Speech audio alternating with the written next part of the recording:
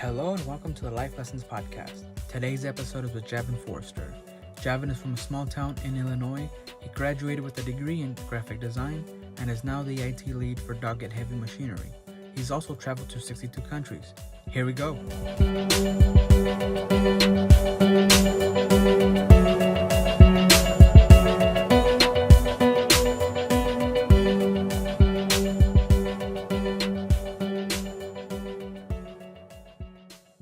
Yeah, your origin story, where you're from, how did that affect you? Start there.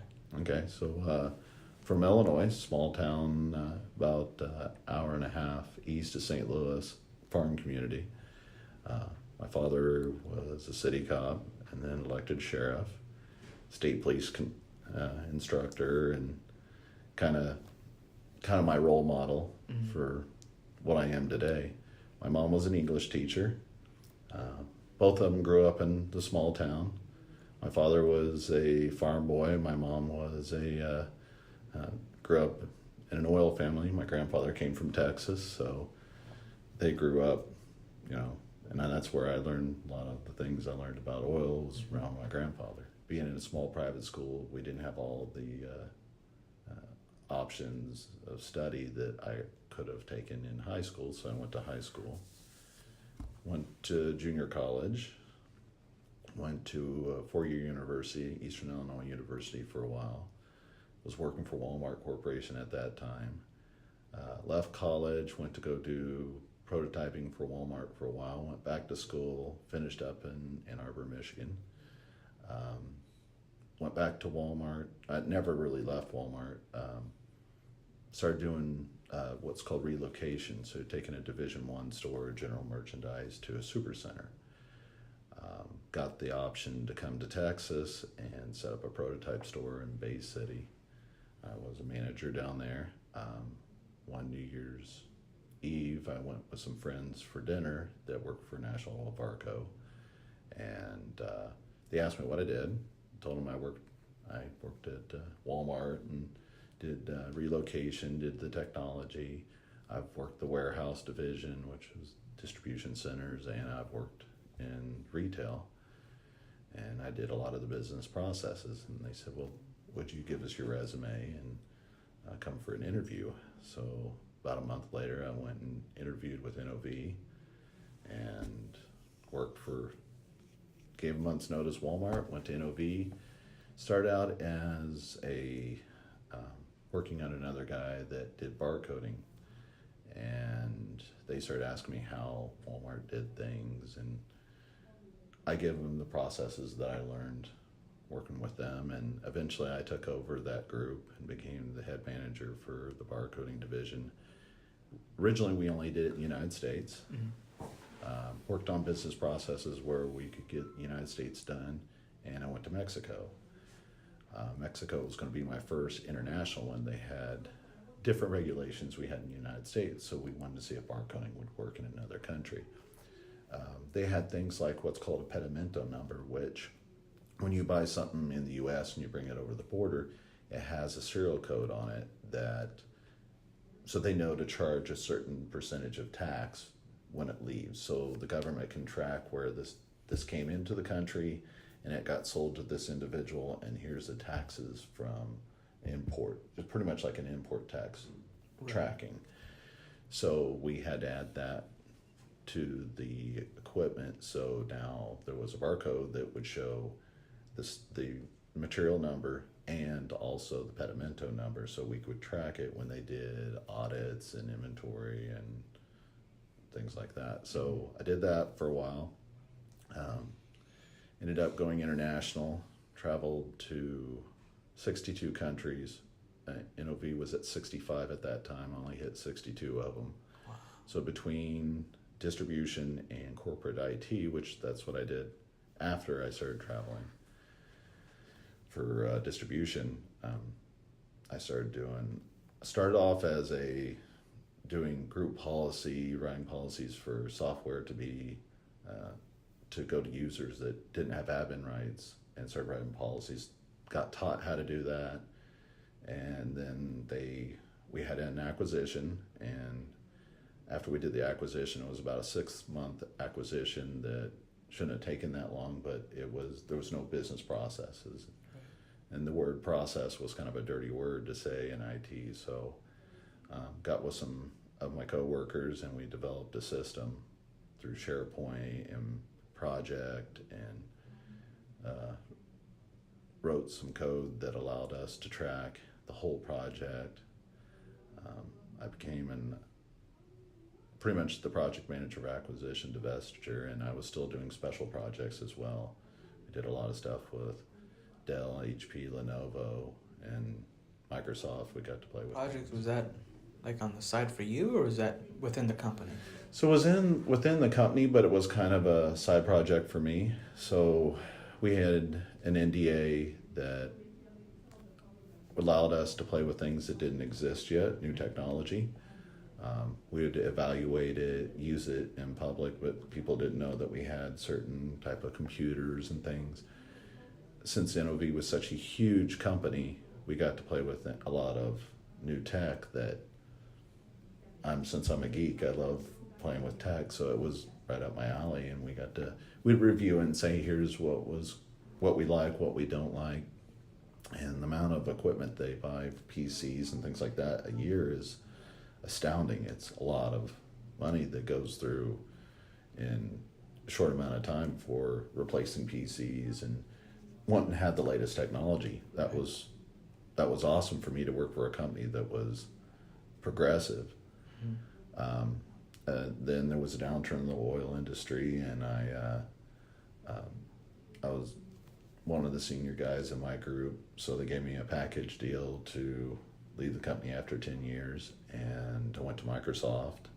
I became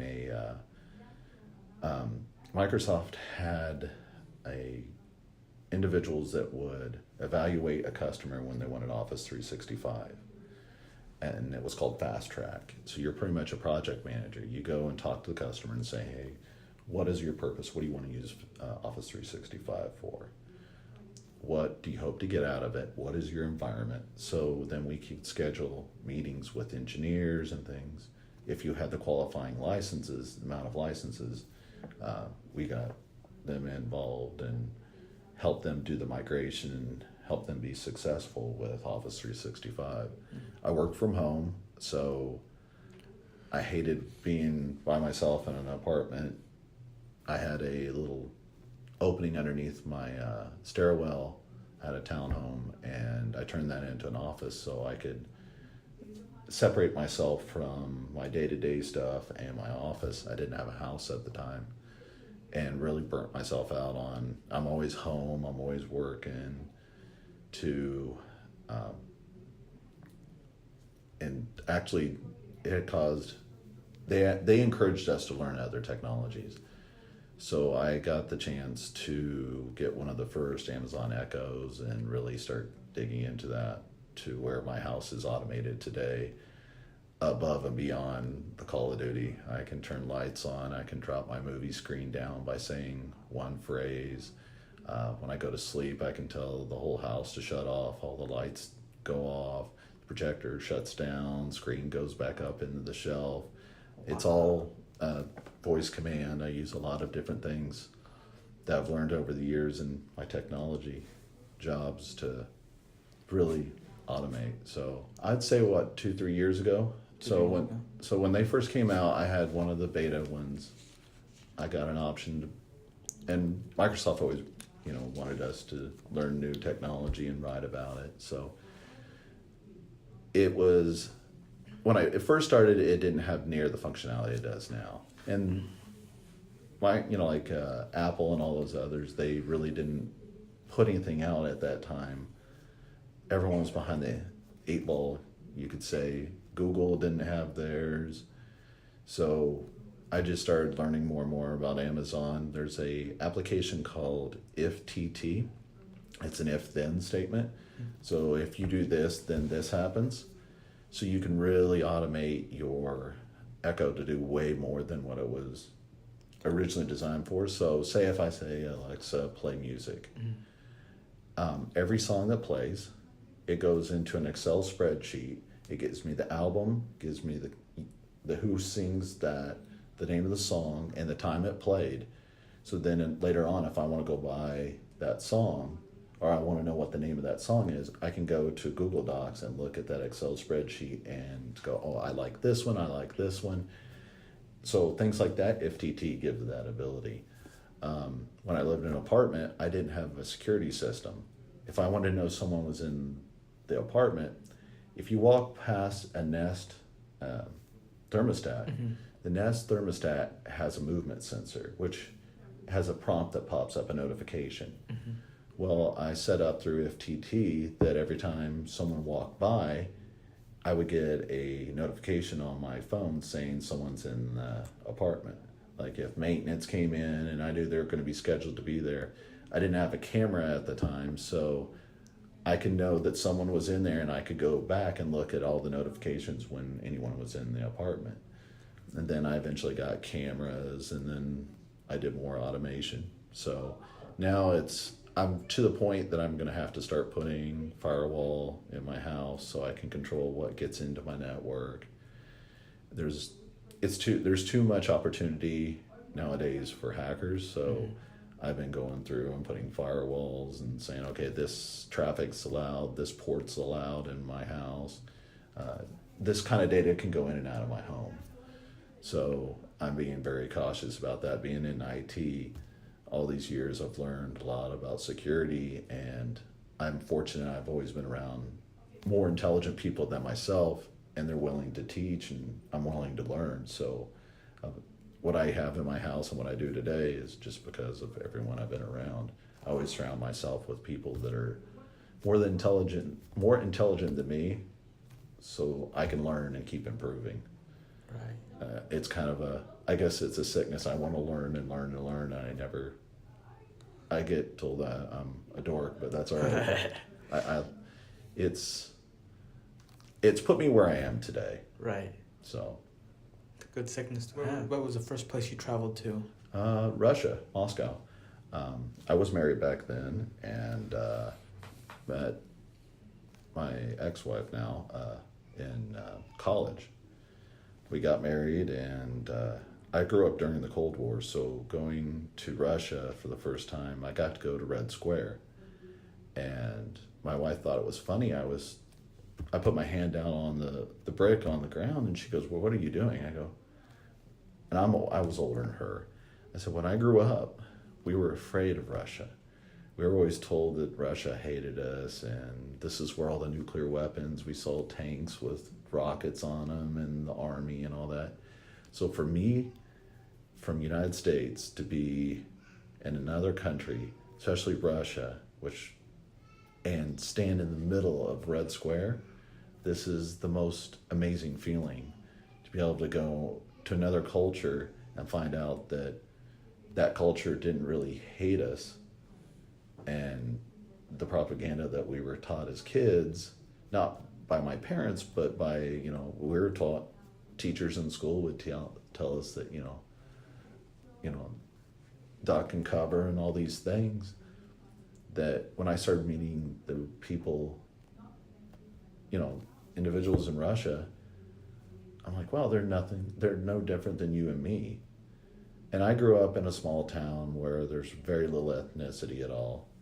So for me to be in a completely different country where we were always told that we were hated by them, to take that risk and it was an eye-opener. Coming home from Russia, that after that first trip, I looked at things completely different. Instead of being in a small town and having small town ideas, I mean, I grew up, my dad there was some rules in the house. You couldn't call anyone names, and you couldn't say anything racist in my father's house. If he found out you said something, he would say, please don't say that, because we don't talk like that here in this house. My dad always taught tolerance of everyone's belief and ethnicity in the way they believe, and not to judge someone by the way they believe. So I think that helped me when I went to Russia to have an open mind. It served me well in later years of traveling internationally. Really trying to, every time I went to another country, if I knew, I'd read up about their culture. I'd read up about what not to do, what to do, what not to say. You know, every culture has their own beliefs, and I'm a guest in their country. It's just like if I come to your home. Right. I'm a guest in your home. I'm not going to ridicule you for doing something in your home because I don't do it in my home. So I look at traveling internationally as I'm in their home. I always tried to learn how to say thank you and please, just the basics in another language. So you'd be surprised how much that gets you respect, that you make that effort to do those little things. Too often, people from the United States, we get labeled, I've always heard bloody American this, but when they get to know me, I try not to give off that I'm a spoiled American, and I really try to embrace the culture I'm in. I want to eat the local food. Every time I would go somewhere, like, oh yeah, we'll go to McDonald's or KFC, or I'm like, no, I want the food that you would eat. Right. I want to try new things. And I'm not a picky eater. There's a couple things I don't like. I never ate bugs. I made that evident that I would never do that. And I'm not a fan of onions, but that's only two things I'm not a fan of. Other than that, I really tried to learn new dishes. I wanted to learn how it was cooked and how it was prepared. Because if I come back to the United States, I want to show my family and friends, hey, try this dish. This is awesome. I never thought about cooking this way. And I grew up, my father's family is German, hence my last name. So grandfather didn't change our spelling of our last name. And I got to go to Germany and I got to eat Spätzle, and the way food was prepared there is different than, immigrants here. They don't have all the same ingredients, right. So it doesn't taste the same. Right. So yeah, no, I love German food. I love kraut. I don't think there's any food that I don't like. I've eaten things that I wish I knew what I was eating. Right. Especially in the Orient, I've eaten some interesting animals that you wouldn't eat here. So, but I don't know. I was always, and I learned early that if you ask for seconds, especially if you're at someone's home, it's true. If you ask for seconds, you will earn so much more respect. Well, you're not a picky, you're not looking down on what we prepare for you. Right. You're grateful for what you're given, and you ask for more. It will give you such a they'll look at you differently, I guess should say. So I tried to always, even if there was some dishes that I really didn't like, I went ahead and asked for seconds just because I was trying to earn the respect of the person that I was with. Right. So I'm really fortunate to be in my early 30s and be able to get to do and see things like that. It really shaped me the person I am today. How long did you stay in Russia? I did, the first time I was there for a month, and then I went back again later on for 2 to 3 months. And then I finally got all the visa papers done for my wife and brought her back because after she got done with school, she had to go back to Russia. Oh. So I spent probably a total of 6 months total in Russia. But I wanted to start traveling. I couldn't believe how easy it was. I always thought it was going to be super expensive and hard to travel. But you start learning, I guess, tricks on how to travel in other countries. It's like in Europe, it's easy to go on a train and go to the next country, and it's like, driving to the next state here in the United States. It was Holland. I would say probably my favorite country of all countries is Holland. I love being in Holland. I love getting on the train and going to another area. I love the food. I think the thing I probably ate 10 different ways was satay. It's like a peanut Thai peanut sauce, Oh, yeah. and they smoke. It's like a shish kebab. Mhm. I've had it on chicken. I've had it on turkey, and I don't like turkey. I've had it on beef. I've had it on fish. I ate it every way I could possibly get it. It was just, it was a little bit sweet, but I never had anything like that. And I just, probably the thing that I can't stop eating is called a stroopwafel, and it's like a cookie with usually it has like maple syrup inside of it. I always had it with tea because when you're in Europe, if you don't want to totally tick off someone from Europe, don't ask for ice in your tea.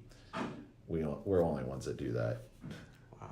So yeah, being in Russia for that time period, I finally missed having iced tea, so I ordered a tea which is hot. And asking for ice is not something common, but I asked for ice, and my wife goes, "I knew you were going to do that eventually." But growing up in a small country town, drinking iced tea all the time, yeah, that's not a common thing to do in other countries.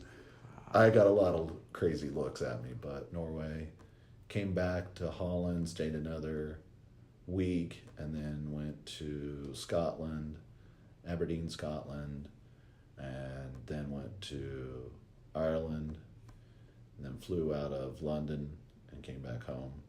So, So when you would travel overseas, you would travel and then you would just stay over there for a few months and just travel yeah. to a few countries? So when I first really started, after I did Mexico, my next trip was Dubai when it was just being built. It was when it was getting crazy there, and I stayed there for 3 months. I stayed in a hotel for quite a while, and then we had a company home, or a company-owned house, and I stayed there for a while, or apartments. So and then what was easy is you could go, like on my downtime, I could go and fly somewhere else and come back. I worked pretty much in the Middle East. I worked in Oman, Dubai, the UAE, Bahrain, Saudi Arabia, and it's really, I wouldn't consider the Middle East, but Egypt. I got to spend time in Egypt, Cairo, Alexandria. That was probably the most amazing part of me traveling. I always wanted to see the pyramids. Right. The year I went was the last year they allowed you inside of them. And to stand next to them and to get to walk in them, I'm tall. The people that built that, I don't feel like they had to duck down. I had to duck walk inside the pyramids. It was very narrow passageways. Wow. And you saw no writing inside the pyramids. There's zero writing. All the hieroglyphs and petroglyphs and stuff are in buildings surrounding the pyramids. Mm-hmm. There's nothing inside the pyramids. The great chamber that's in the pyramid, they found copper and different metals coming out. And I've been reading a lot of studies where they think that the pyramids were designed as power plants because they found clay pots with a copper pipe and a metal casing. All they had to do was pour red wine into it and make electrical current. So they found evidence of that. So I've been reading a lot of studies after being in the pyramids. I've read a lot of studies about materials they used to build the pyramid, the water that runs underneath the pyramid. There's actually aquifers that are underneath the pyramids. So that was always fascinating to me to see something so massive. And then go to Mexico where they build a Mayan and Olmec and Incan. They all build these really ornate small brick. They're big pyramids, but the bricks are much smaller. They had to lay thousands of small instead of these huge stones that are taller than me, in Egypt. So, yeah, sorry, I didn't mean to digress, but No. yeah, those are type of things that it just blew my mind that the technology, sometimes I think we lost a lot of knowledge because if you look how the pyramids are built and how they're in line, and you go to Palenque in Mexico and you look how some of the buildings are designed for astrological changes. And you can look at certain, say, in Chichen Itza, the summer solstice and the winter solstice, when the snake runs down the side of the pyramid, the sun hits the edge of the pyramid where there's a snake head at the bottom of the steps, and it makes casts a shadow, so it makes it look like a snake is crawling down the side of the pyramid. And that's how they know which solstice they're in. And it's actually really fascinating. I'm like, wow, how did they figure out to build this massive building and be in that orientation? There has to be math and science that we lost and had to relearn again. Right. So what did they do back then, and why were they, it took probably multiple, more years than what takes us to build a building now. But if you look at those buildings, they're still standing. And how many old buildings other than maybe in New York or that are still standing, but that much time? We don't have anything this stand the test of time. So do you think the way their structures were built had to do something with like the sun gods and different types of gods? Absolutely. Yeah. There's a lot of tribute, if you look in Greece and other countries, there's a lot of tributes to their gods, and the way the construction is the way they believed they honored their gods. So absolutely. You can see it in a lot of if you go to Mexico City, you can go to a museum and they have chalices that their sacrifice, they would drink the blood of their sacrifice, and it's a skull. It's shaped like a skull, and it's the way this cup is designed is to capture the blood. So every building had a function, in Mexico City, and now I haven't got to go see it yet, but in Teotihuacan, there was a mercury pool underneath the pyramid, and it was supposed to represent the underworld. And it was like a shimmering silver metal, which is what mercury is. But if you go underneath, you can look at documentaries on the pyramids in Mexico, and it's amazing how much religious icons are in their buildings. I mean, that's their belief. Right. Back then they couldn't go and text their buddy that lives in Chichen Itza, hey, how'd you build this? So technology was very, in that area, and the religion, Christianity really didn't come out until during that time, if they had the technology we have today, I think when Jesus was on the earth, I think that kind of word of mouth would have got out. I don't know if it would have been positive or negative if they had the technology we have today. Right. But yeah, no, you can see in buildings and cultures their beliefs, just the way things are built or designed. So, yeah. Wow. Now, what was, I guess, the least favorite place that you stayed in, or that you stayed? Angola, Africa, or Nigeria. And the reason why I didn't like being in those places, I mean, one, you have to be careful what you eat. Saudi Arabia, I like to get out and adventure. I like to see things. And to go to a country and be in a car that's tinted out, and I go to the office, and then I go back to a compound and not allowed to go do anything. I got to witness some things in Nigeria that just blew my mind on the way the legal system was. Kind of an eye for an eye type legal system. So it was good for me to go to those countries to see how other people live, but I wouldn't want to go back. It's not something I want to go have vacation at. Right. So I would say those three would be my top three that I wouldn't want to go back and visit.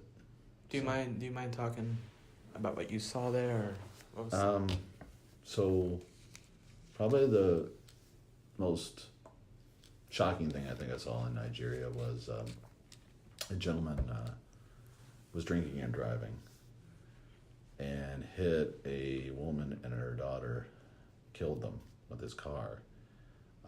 He was in the middle of a kind of like a square, and they put a car tire around him and lit it on fire. And that was the justice of, killing someone drinking and driving. I noticed in the Middle East, when I was in Dubai, if you had one beer and you drove your car home, you go to prison for 3 months. Wow. It's cheap to use cabs in Dubai. And I really don't have the spare time to spend 3 months in a prison. So Right. I really didn't disagree with that, drinking and driving the way they approached it. They don't have, killings by drunk drivers because they have such strict laws about that type of thing. Those type of things, I believe laws need to be in place for certain things, and it was evident it worked. It was a deterrent. Right. It's not so much that you lose that freedom. I believe in having every freedom, but that you're taking away someone else's freedom of life. Right. Because of drinking and driving and injuring someone else that didn't ask to be part of your decision. So that was something that, but yeah, Nigeria was probably the thing that really floored me, and seeing kids walking around with guns and things in Africa, really young kids that just, they have to join a gang just to survive, just to eat. Right. Those type of things. Yeah. I don't want to go back. It's not that I have anything against them. That's not a place that I would really want to go back to. Right. I've been to places in Mexico where, cartels have control, and you can tell. I've seen shootouts with federale and cartels when I was in Reynosa. So I go to Mexico. I wouldn't say a lot, but I go often, and I have family there, and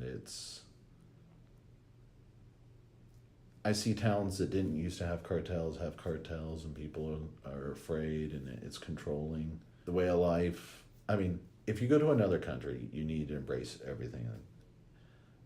So when I go to Mexico, I don't wear an Apple Watch. I don't wear expensive clothes. Right. When I go to a country, I try to blend in. Because I'm Caucasian, I stand out, especially being 6'1". I tower over a lot of people from Mexico, so I stand out. Right. I don't need to stand out any more than I have to. Right. And do you feel like whenever you travel abroad and you don't embrace your culture, do you think you almost become like a target?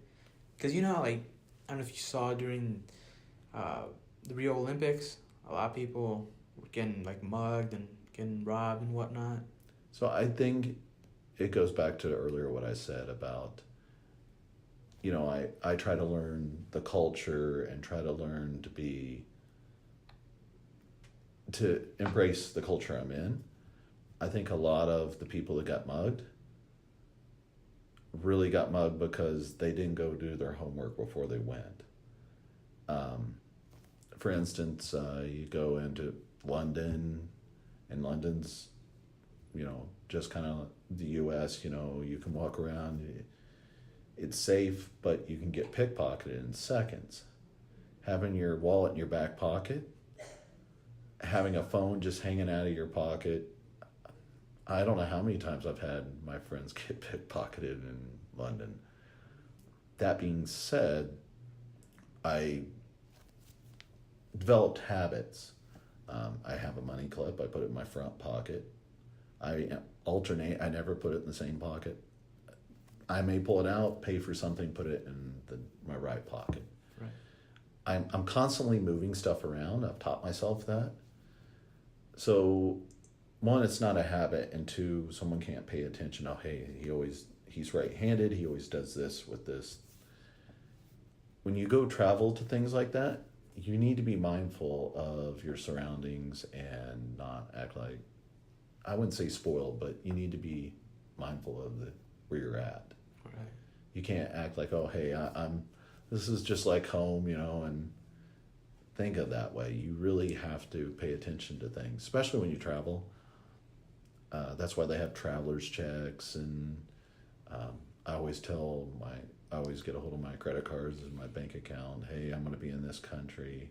I've got it set up so if I lose that card, boom, I'm ready to shut it down in a moment's notice. Those type of things you need to be mindful of. So people getting mugged, it's because they're openly showing things that they have, and they're a target. They're making themselves a target for crime. So, right. Which is one of the many countries you traveled to that you stayed maybe like a week and you wish you would stay there a month, 3 months? I like Singapore. I only got to stay there a week. Singapore, if you think humidity in Houston's bad, it doesn't hold a candle. It is extremely humid. I could walk out of my hotel and just be soaked with sweat. It's just humid. Wow. But Singapore was the cleanest city I've ever seen in my life. There was a lot of other things I could have done in Singapore. We were doing an acquisition and I didn't have time. The streets, it's illegal to chew gum, or you can smoke in Singapore, but you have to be in designated areas because you can't ash on the ground. You can't drop your cigarette. It's illegal. Chewing gum's illegal because if you spit it out, it gets stuck on the ground and leaves a black spot on it's clean. I mean, talking amazing. The culture they've embraced things that I've never thought I would ever see a city be. It was the most amazing clean city, and the mall, I always teased them I think their sporting event is going to the mall. You go underground and you're talking 11 to 12 stories of escalators. You can look, if you go underneath them, you can look straight up. And it's just a big spiral of all these escalators going all these levels. And everything you could possibly imagine to buy are in this mall in Singapore. I don't remember what it was called. But there's other cultural things that I would have liked to have taken part of that I didn't. I went across, I had a visa to go into Malaysia. I didn't get to spend any time there. I'd like to go back. Australia, I spent more than, I bounced around in Australia, but there was things I really wanted to get to do that I would love to have gone back to Australia. I've been to Brisbane, I've been to Perth, I've been to Sydney. I didn't get to go to Melbourne, and I really wanted to.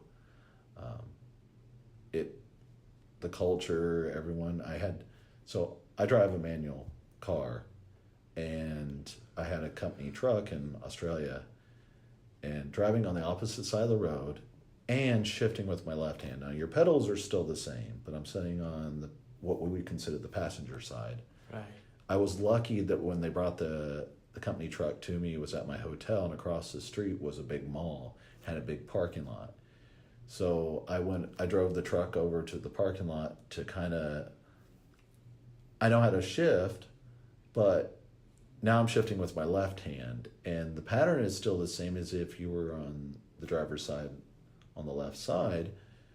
It's still that pattern. So now 1 is far away from me, and then 2, 3, 4 coming towards me. Normally you're shifting away from you. Now you're shifting towards you. So those are things. I would love going back to Australia.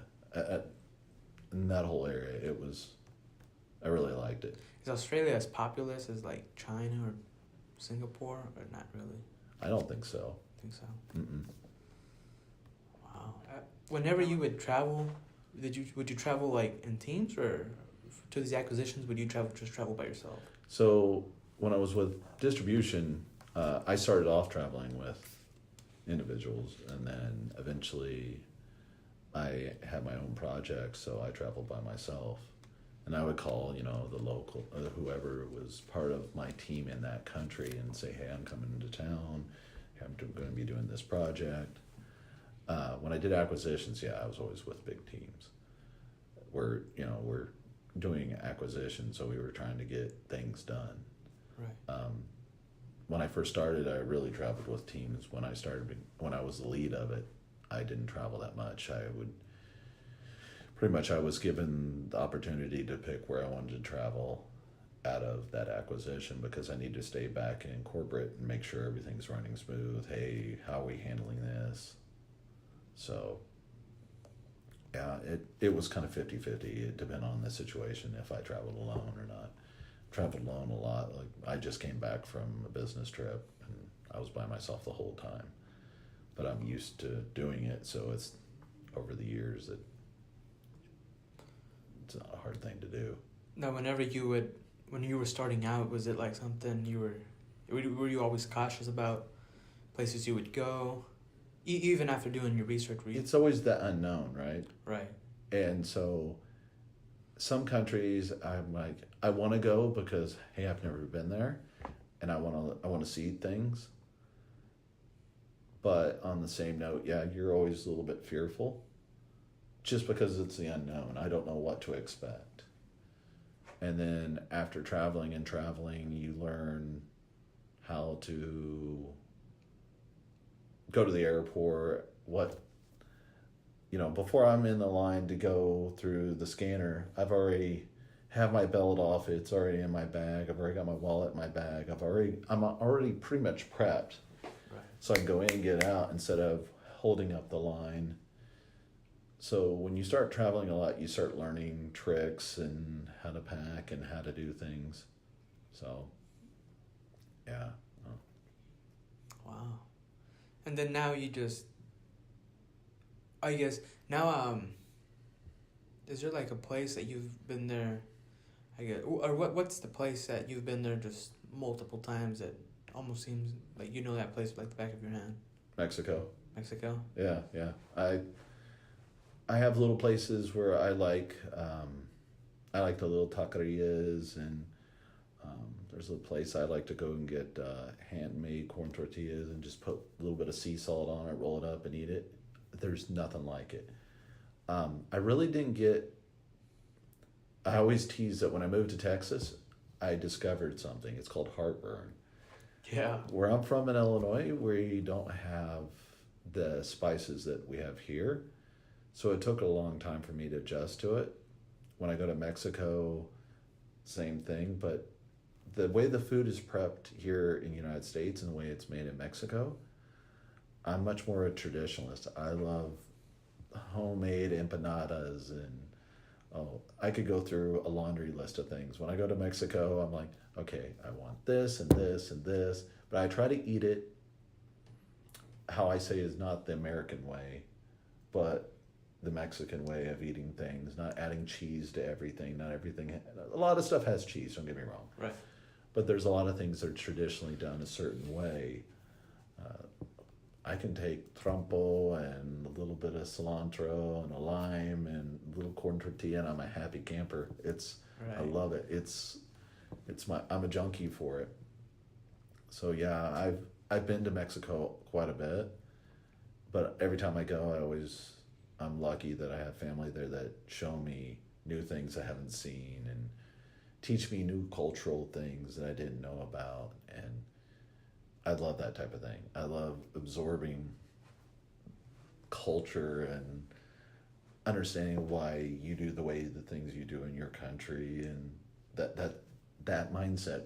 I love learning. Right. So. Now, when you go to Mexico, does the food? Have you gotten used to the food over there, or does it still mess you up? So I'm used to it. Hot sauces. I like abusing myself, apparently. I like to go to Villahermosa, and they have a hot sauce. They're the state of Tabasco. Their hot sauce think of it as kind of like Tabasco hot sauce here in the United States, but less vinegar flavor. Much more, one of my favorite ones, it's a roasted habanero where they put it on the grill and they blacken it. And then they grind it up with lime juice and they have carrots and all these things. And it's a dark salsa. It's spicy. It's not super bad. There's 4 more levels up hotter than that. And I'll eat that once in a while, but I pay for it. Where what's called the negra, it's a lot lighter spice, but it has that smoky flavor, and I probably go through in a month's time 2 to 3 bottles of that stuff. I love it on everything. It's got that amazing flavor and just adds. I know that we put a lot of pepper and things here in the United States. They don't do it in Mexico. I know a lot of my friends and family in Mexico, they don't like, when they come to the United States, like, you guys put pepper on everything. So I really try to eat things the way they eat it in Mexico, just like any other culture. I really want to eat it the way it's prepared, way the flavor is meant to be presented. Right. So, yeah. Now, do you work for a company, or do you? I work for a company called Doggett Heavy Machinery. It's a privately owned company. It's pretty much a dealership company.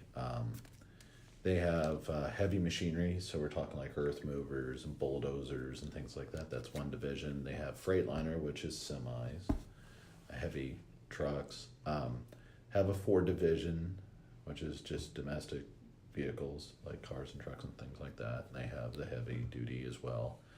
And then they have Toyota Lift, which is from a small fork truck to the big heavy duty fork trucks. They have all those divisions. So it's all dealership based. It was it was good for me to work for this company because when I started, there was 4 of us. And I came from huge companies that have this group does networking, this group does security, this group does desktop support, this group does app development. To where you have to learn multiple things to help each other out. And now I would say that we're growing. Our IT has grown a lot. But it's helped me learn more things because I never knew how to do Exchange, or I never learned. But I have this thing that I love learning new tasks, not just pulling in new knowledge. Right. I read a book about a couple of Navy SEALs, and they have to pay attention to every little detail. I notice as I get older, I start, you go, what was I about to do? You lose your keen sense of, and they, one of them commented that he does Mahjong because he has to remember all the little details and he keeps testing himself. So I have a bunch of game apps that test your mind. Your brain is just like your muscle. You go to the gym, you work out. Well, I really try to do problem solving so I can keep my mind sharp, and I'm always afraid that I'm going to have Alzheimer's or something like that where I'm going to forget things. And I really try to read about things where I can keep my mind sharp. I want to keep learning. I want to keep learning how to do things and learn how to 3D print. I learned in college and high school how to make a clay pot. I like watching people do, like blacksmiths. That's getting to be used to, you go to an old settler's day or something like that, and you watch how the blacksmiths used to do things. Now it's getting to be almost like a fad. There's Forged in Fire. There's different shows and things. I won't say it's a fad. It's good. I keep thinking that one day, what happens if we lose all our technology? All those skill sets that we used to do only a few know how to do anymore. So every year I try to find something new that I don't know how to do. How to build something a certain way, how to do things in a traditional way, how to build wood cabinets, how to do dovetailing, and I want to understand everything about it. And that helps me keep my mind sharp. I learned a new skill. Right. So I'm constantly trying to push that. So Right. I was just thinking about that this morning. Like, what if we, years down the line, what if we just become so connected that, if something will happen, they'll knock down the electrical grid, and what if we do then? So I'm pretty sure it's not as easy to knock out the electrical grids, but actually, it's a funny thing you say that. First time I came home from Russia. Now, back then they didn't know this is what caused it. But I landed in JFK Airport in New York. Power outage. There was no power at the airport, no power at the hotels. I was stuck at the airport in JFK for 12 hours. And later on, found out that a kid in Ontario, Canada, developed a virus.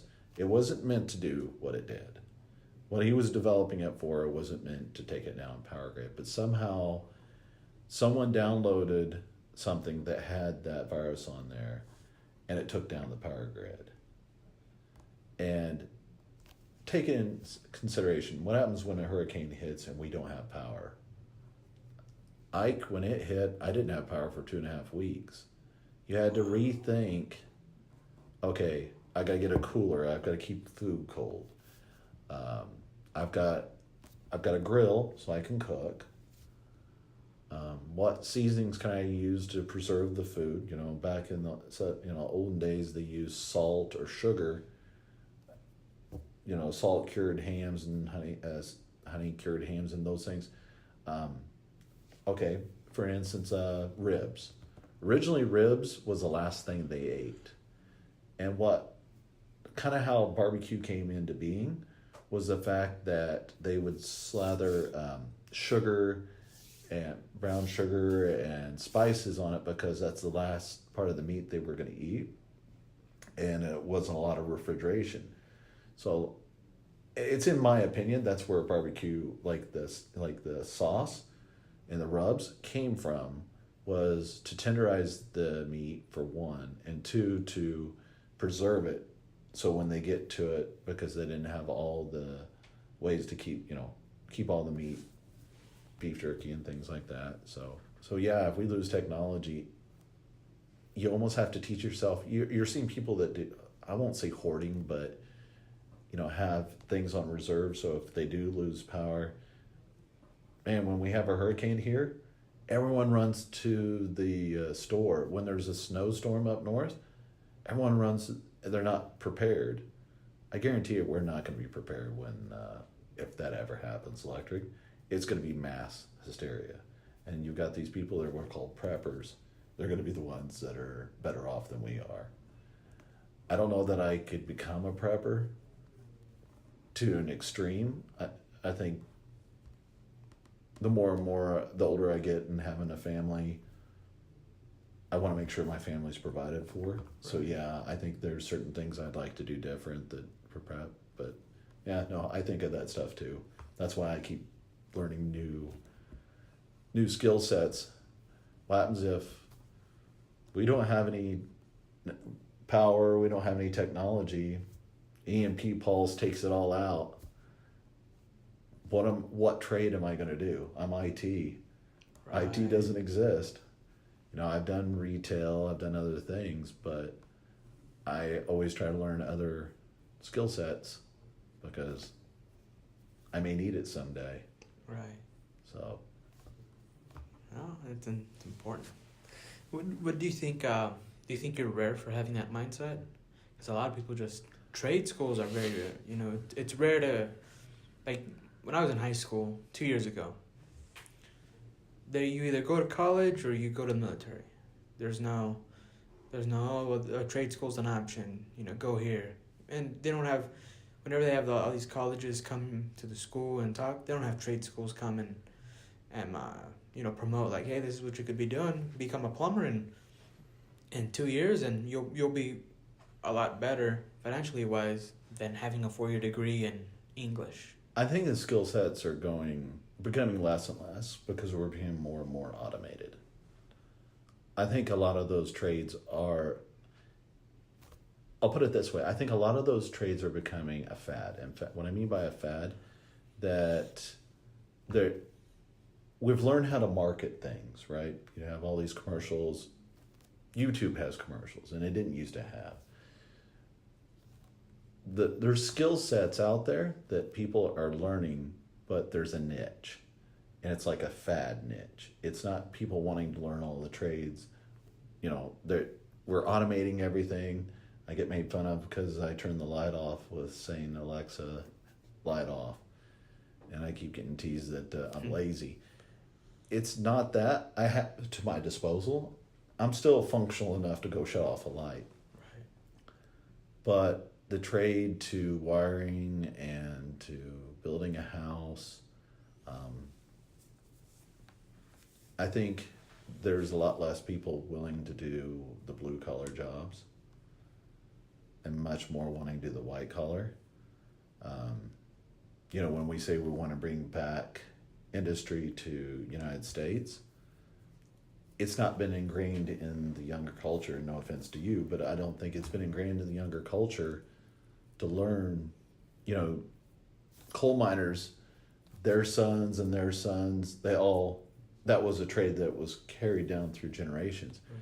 There's no generational training anymore. You don't have to do that. You can go and do whatever you want to do. I think there's benefits, there's pros and cons to either way. But yeah, I think trades are getting less and less. We're not forcing ourselves or teaching ourselves how to do those trades, right? Those skill sets. I think it's getting less and less, and that's an opportunity for other cultures to come to our country that still embrace the old ways, I would say. And so, United States has always had, it's a land of opportunity. It's what's always been called, and it is. Right. There's plenty of opportunity here to, teach a trade or do a trade and then you become a niche, and then you could make a fad out of it and do a YouTube channel and say, okay, because I have several people I follow that like blacksmiths and model builders and cosplay builders. Some of the cosplay builders are the most creative people I've ever seen. To make something, to program a Arduino circuit board to do this, and they learned it because it's a hobby for one, but they're learning other skill sets. They're learning how to manipulate materials and things like that. Me being a part of a group called the 501st, I didn't know how to form ABS. I didn't know how to program an Arduino. I didn't know how. I've got my armor. So I guess I should explain what 501st is. It's a charity organization that was originally started because a gentleman's daughter had cancer, and she liked Star Wars. So him and a bunch of buddies decided to get a hold of the original manufacturer of the Stormtrooper armor in London and build it and go to the hospitals to see kids. That was 25 years ago. Now, there is 52 countries, I think, in the world with the 501st. There's over 16,000 of us, and none of us get paid. We do charity work only. Right. Mostly it's Make-A-Wish and going to children's hospitals.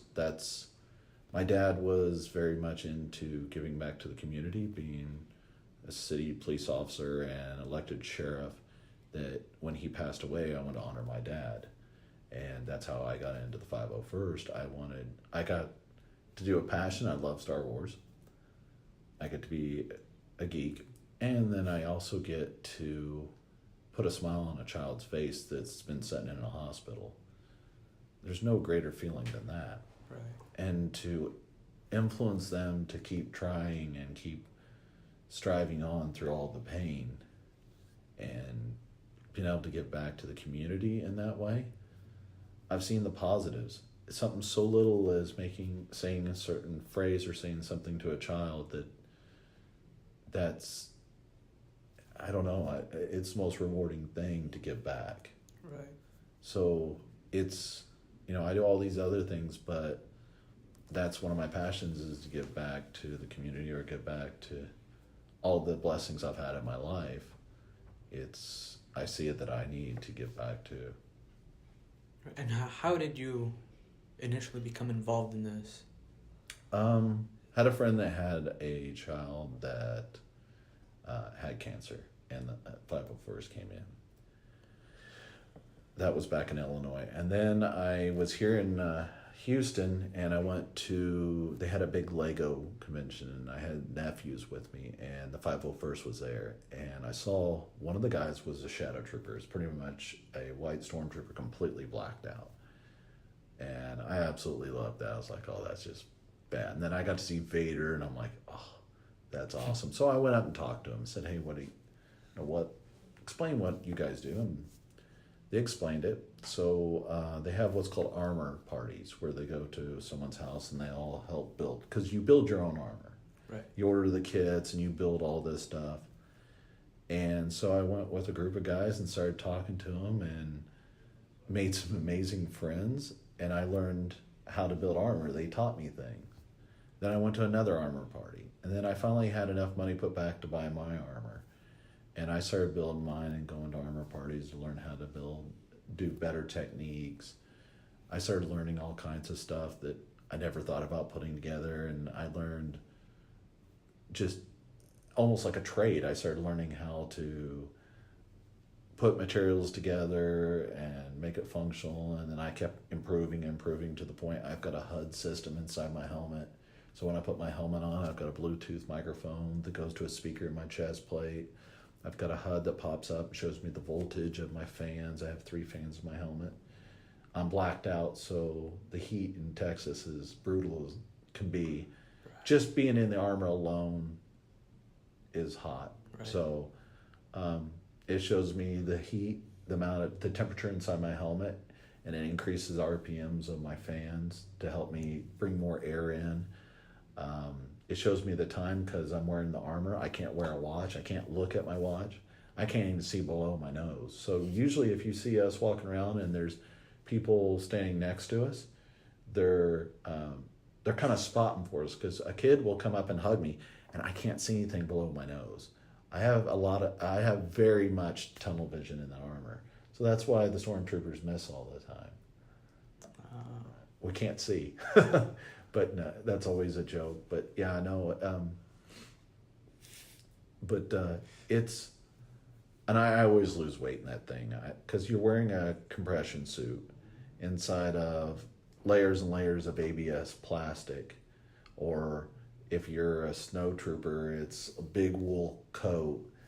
It's hot, but like I said, the gratification of having a child come up and hug you and just be blown away, and you get... Now, normally when someone comes up and wants to take a picture, I won't say anything for probably the first few seconds, right? Until we start taking a picture, and I'll say things like, hold on, I blinked. I'm wearing a helmet. You can't tell if I blinked. Or I'll say, I didn't smile. Let me do that again.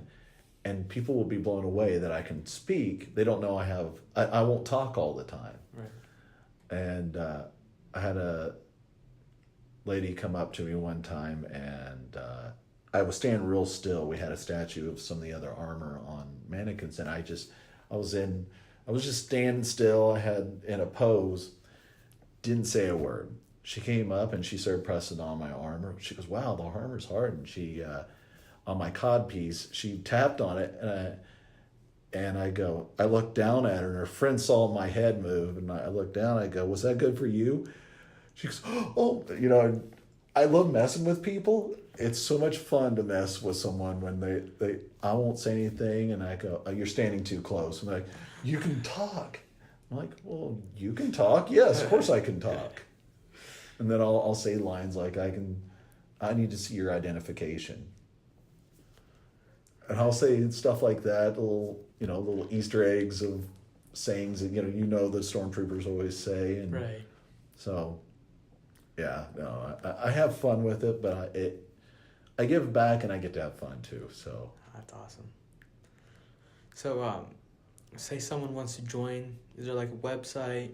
So it's 501st.com, and you can go and say, hey, I'm interested. There's people you can email. I mean, I'm willing to talk to people. I've been trying to get better and better at making the armor, so I always try to help out. And I just redone my garage where now I have all the tools I bought over the years building armor. Now I have a whole setup where I can go in and start helping other people build armor. I'm wanting to build a biker scout so I can set down. That's one thing about stormtroopers. I cannot set down.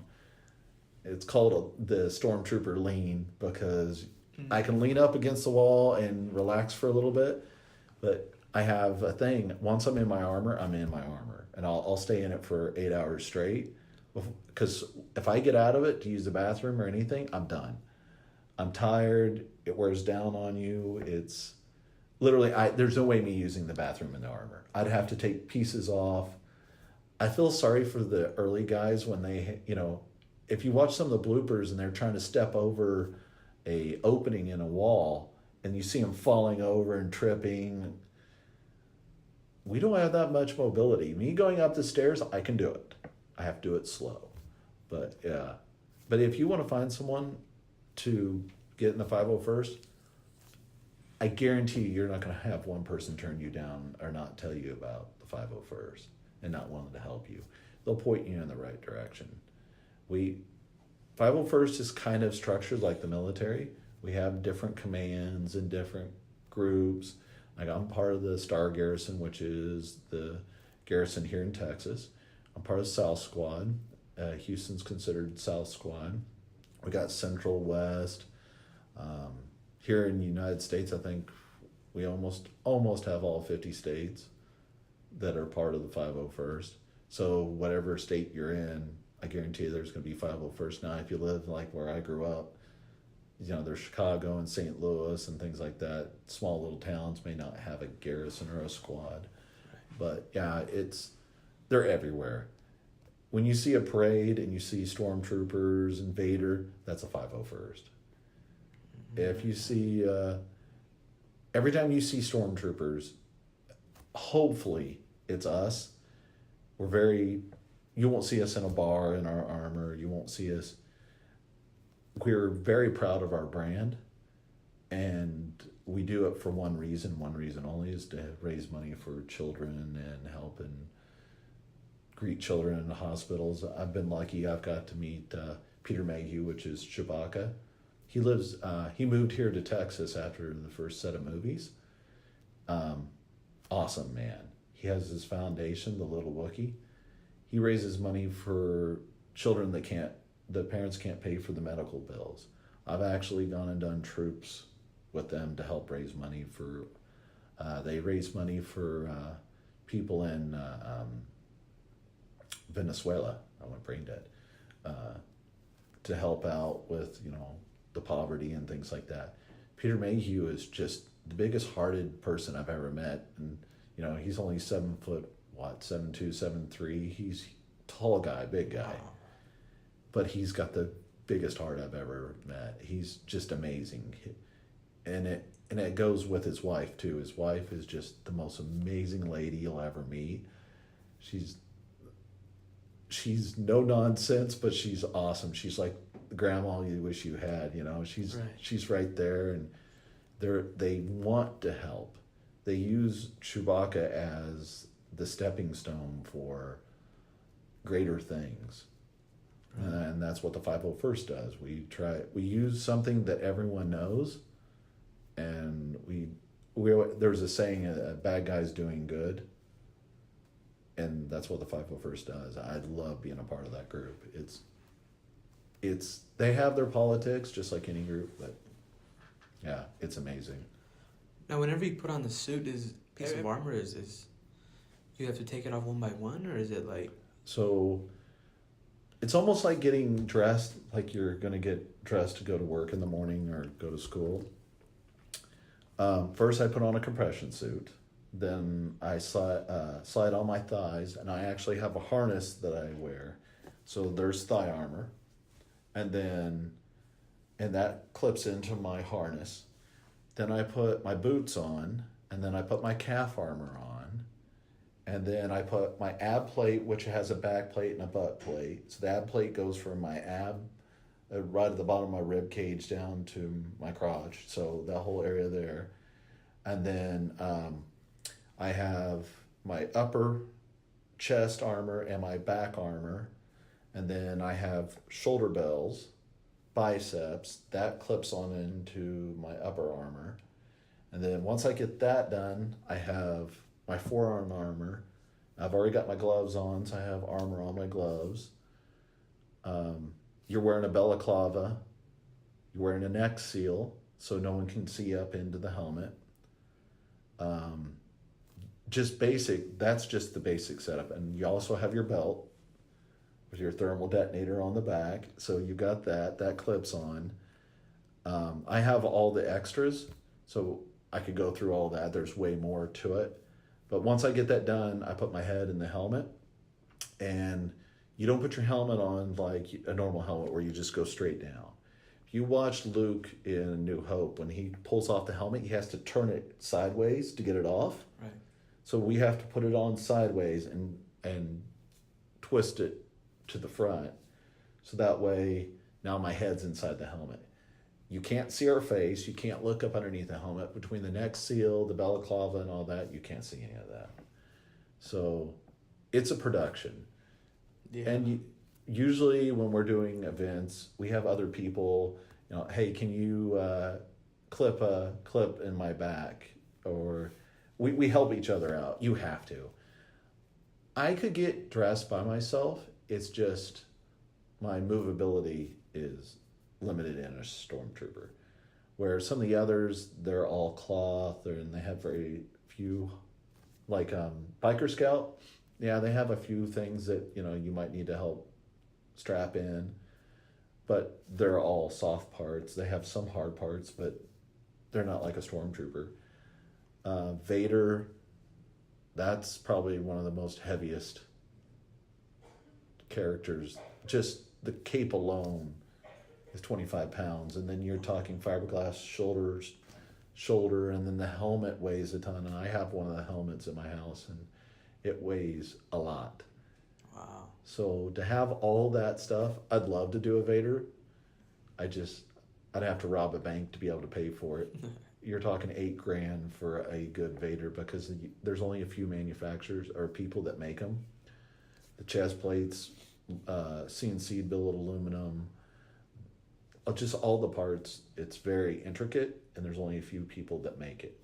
Wow. So you're waiting 2 years for certain parts of your armor, and it takes a long time to get, unless you find someone that doesn't want to be Vader anymore and they sell their armor. That would be the ultimate goal, to get to be Vader. Right. I met actually the original actor, David Prowse, and I got him to autograph a miniature helmet of Vader, and he doesn't travel anymore. His health has deteriorated, but you don't always get to meet the actors and things, but the ones I've got, I'm grateful that I've got to meet them and go, thank you for doing what you do, because now I get to do what I do. Right. So yeah, I'm very humbled to get to meet them there. It's cool. So.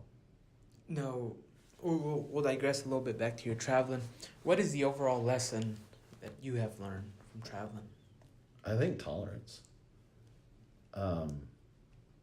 Going to other cultures, seeing other religions. I may not agree with it, but I'm not against someone for believing in the way they do. It's taught me to be accepting of other cultures and other ways of life. I think if I would have stayed where I was at in Southern Illinois and I wouldn't be as open-minded and as accepting as I am now. I've got to see how they live. I guess I can't say that I got to walk in their shoes, but I got to see some of the reason why they walk in the shoes they walk in. Right. So, to me, seeing cultures that believe a certain way because there's lack of religion, superstition kind of, I notice when there's not religion, superstition and things like that go into play. Different cultures have, like when I said earlier that you need to learn or you need to pay attention or learn the culture. When I was in Russia, I was in someone's house and I just started whistling. I didn't think a thing of it. And I was told not to do that. And I'm not saying everyone is this way in Russia, but they were saying that that's bad luck. You're wishing no money in the house. Those kind of things that you would never think about. In Mexico, New Year's, they sweep out the bad vibes, the bad juju. But in China, you don't do that. You don't sweep out of the house. You're sweeping all the good out of the house. So those type of things, to be accepting of other cultures and other ways of looking at things and belief and not judging them for it, has made me a better person. I don't look down at someone because they believe a certain way. So right. that's probably the biggest thing in my life. Doing everything I've got to do in my life. God's blessed me in so many ways to get to travel the world and get to be part of the 501st and get to have the good people in my life that I have.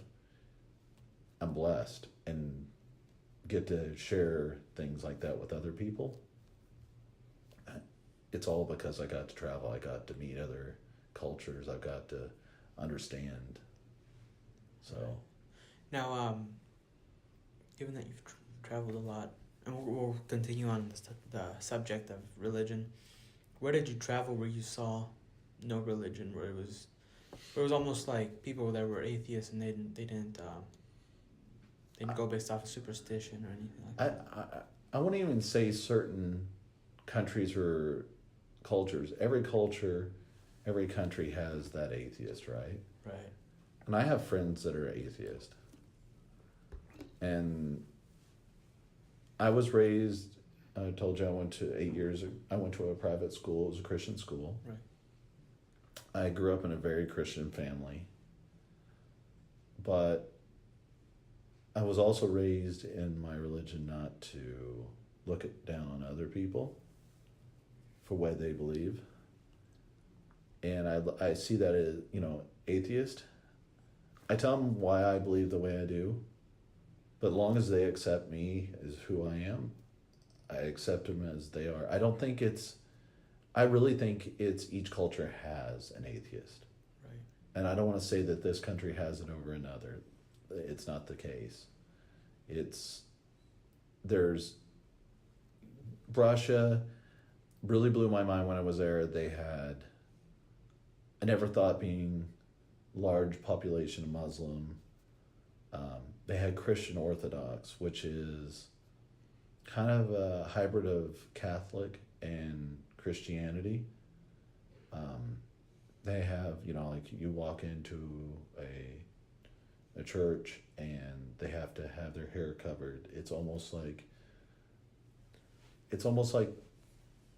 being Muslim to the point, there's a certain reverence when you go into a church. So Christian Orthodox there's a certain set of traditional rules that now if you come to the United States, how many different types of Christian religion do you see? Right. I grew up as Methodist, Free Methodist. You have all these different breakdowns of Christianity. So I don't know. It's kind of hard to answer your question of saying, where do I see, which country had more atheism? All of them do. It's just however they were brought up, or if they grew up in a village, or if they grew up in a city, or grew up in a small town. What was the influence in that area? Mm. So, Wow. And then, we'll digress to you working for a company. Given that you have so much knowledge, do you ever does that want of owning your own business one day, or maybe owning your own firm, just having your own firm but still doing the same work? I don't know. I've thought about it, but I look at insurance and taxes and all these things, and having my own company, I would lose the ability to learn from others, right? I wouldn't be able to, if I'm running my own company, now I'm running it the way I see fit. And maybe I could hire people that could help me continue to learn. Right. But working for other companies, I see it as it builds me because I can learn from other people. I don't always agree with them, but me working for myself, I do some things, like I'll do graphic design for some companies. They'll ask, and I'll do a contract with them. I've done that with, there was a gun company in Rosenberg, and I built a custom AR and serial numbered and everything, but I had graphic background, so I could do the vinyl work. I could do, the masking for the Cerakote. Cerakote's a ceramic spray material that they put on guns. So I've got to build some custom things. And, I guess I have such an interest in multiple things that me having a company and saying, okay, this is what I'm going to have my company be, I don't think I could ever do that, because I'm always looking at something new. I'm always wanting to learn something new. And if I put myself in one situation, I'm not going to keep learning, because now this is my main focus. Where if I work for someone else, I can go focus on this and this and this and this and ask to learn this and ask to learn this. I don't have to focus on that one thing. So I think that's why I don't look to have my own company. Right.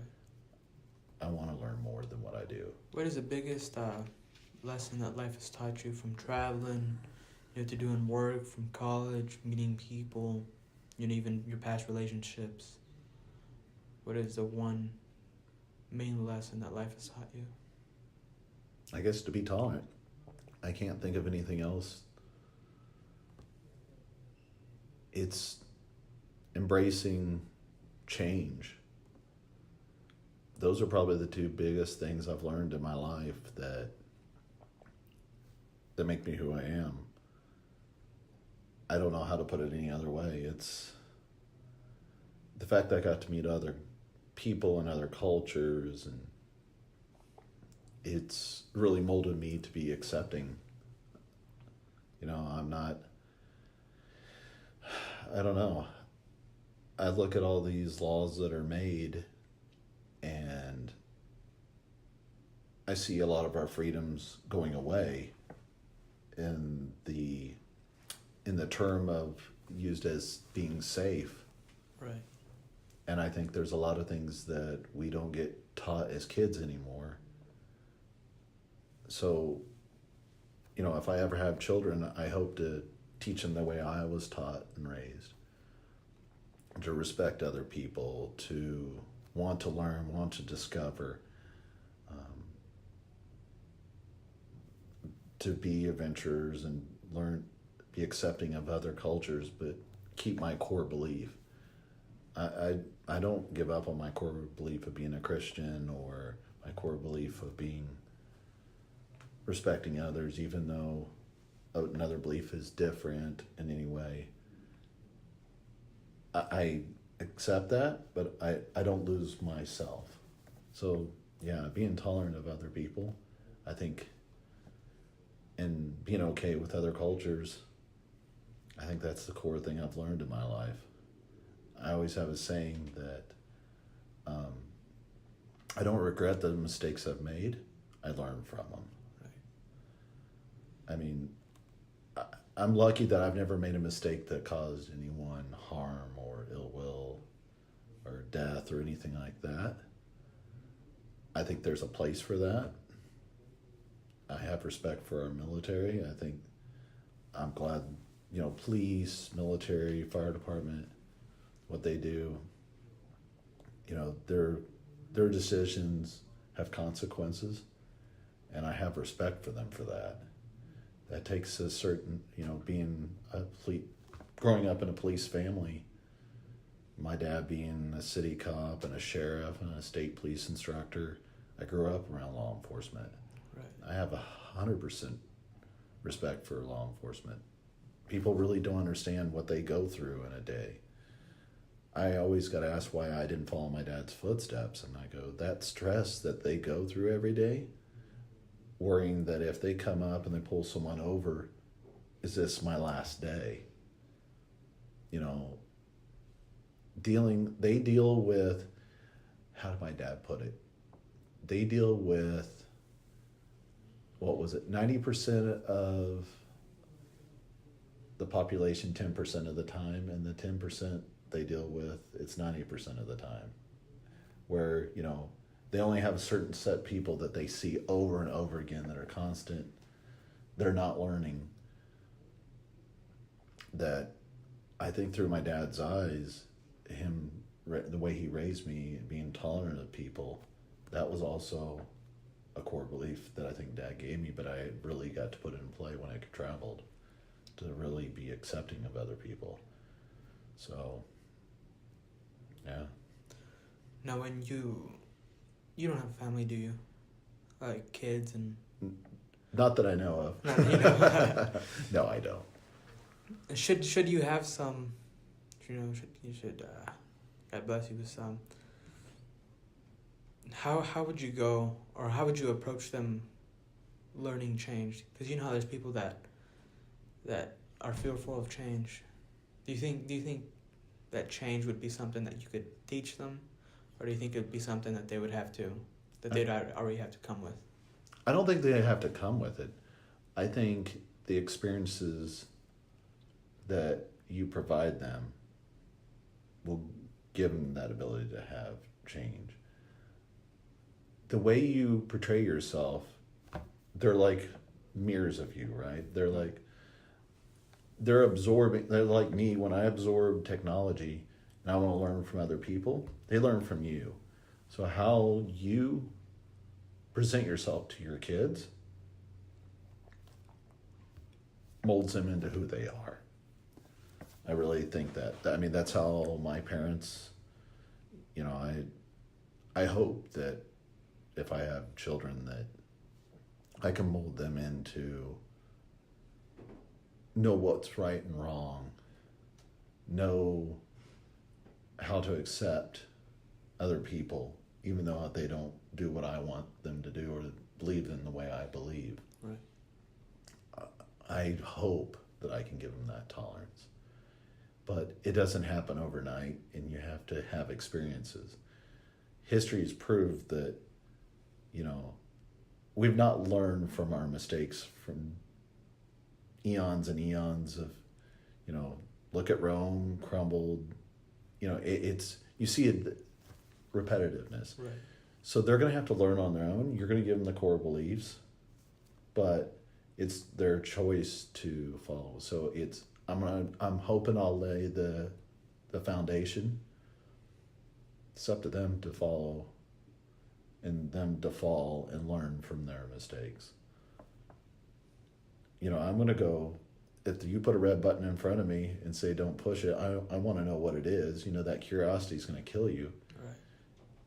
When you make the mistake of pushing the button, you learn from it. If there was history of people pushing that button, it was going to have there's certain consequences, but you're not going to learn from someone else's experiences. You're going to learn by what you do, right? But you can always put the core foundation. So. Wow. No, I'll digress once again to the corporate world. Entrepreneurship has been put in the spotlight for the past, 3-4 years or so. It's been glorified to be an entrepreneur, and people starting businesses left and right. the whole corporate being being part of the cubicle farm and having a boss and stuff like that has been has been the norm for past 50, 60 years, but it's been demonized, and you're almost looked upon as A number? a number, and just someone you're just another piece of the puzzle. Nobody important. What advice would you give to someone who doesn't necessarily want to own their own business, but has to get a job and become a part of the corporate world? What something you would a mindset or thing? Go try different companies, maybe work with smaller companies. I think loyalty to the employee is gone away. Right. No, I see that there's very few companies out there that value the employee. They see it as a number of, this is going to cost us this X amount, we need to get rid of this many employees. I don't see in the corporate world anymore where there's some companies that are small companies that have that core belief, hey, you're a part of this company, you're an owner of this company, you contribute to this company, and you're part of the family. And I don't want to discourage anyone from going corporate. I've done it for corporate Walmart and NOV and worked for Microsoft. But between those three entities, two of them, I would say, were all about the numbers and not about the employees. Microsoft, I see, is more about the employees and investing in them and creating a culture. Right. I think the big companies that are now seeing that culture is a thing are trying to do that. I see a lot of developer companies and a lot of startup companies. Google, they have their pros and cons. I've heard war stories, and I've never worked for Google, but I don't know. It's used to, when you work for someone, it was loyalty. You worked hard for them. But now it's more numbers. So starting your own company or working for a small company, I thought when I went to Doggett, I'm like, wow, I've been corporate my whole life.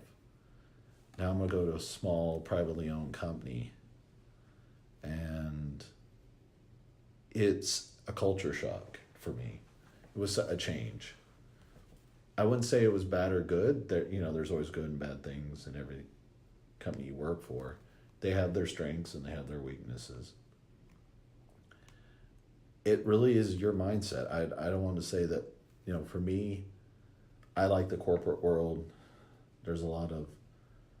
I like being around people. Working from home, I've done that a couple times for companies, and working from home, short term, it's fine. My brother does it full time. But I don't know, I just don't feel that there's the loyalty as much anymore. There's not a sense of making your employees in a way saying they're part owner of the company. Make them feel entitled to the company. It's get your work done. I need this project done today. Instead of, making them feel as an owner of that project or that job that they do. There was a gentleman that worked for NASA, and he was he was a janitor. And they asked him questions like, what is it like? What is it like to work for NASA? And he goes, all I know is everything I do, if I don't keep the floors clean and the trash clean, I'm a part of a company. I'm part of NASA. I may not be the astronaut that's going up in outer space, but I'm an intricate part of the company. If I do the best I can do, that cascades on. You know, if they didn't keep the trash clean, didn't keep things clean, wasn't there to help with maintenance and building and things like that, then the other people that do their job, it makes it harder on them. And it's a cascading effect. So doing what you do, you need to have pride in what you do. You need to do it to the best of your ability. Because what you do affects another person and another person and another person. And I don't remember what the gentleman's name was, but the fact that he said that he, you know, he doesn't look down being a janitor for NASA. He sees it as an opportunity to do his best to help the others so they can do their best. And he's a role model. You know, you can sit there and say, you know, you can look at this janitor and go, wow, he always here on time, always hard worker, and he's a janitor. And you could be a rocket scientist and go, wow, he's putting that much effort in what he does. I need to put that much effort in what I do. It's he influences them. Right. So, yeah, there's pros and cons of being corporate and not corporate, and being a small company or being a privately owned or own your own company. There's always pros and cons. I can't say it's a negative thing. It's just what you fit. But when you do what you do, you need to give it 110%. You need to give your all and not feel like you should be entitled to something. Right. Well, I think that'll go ahead and wrap it, Mr. Javan. Thank you so much for doing this. Not a problem. Thank you for your time.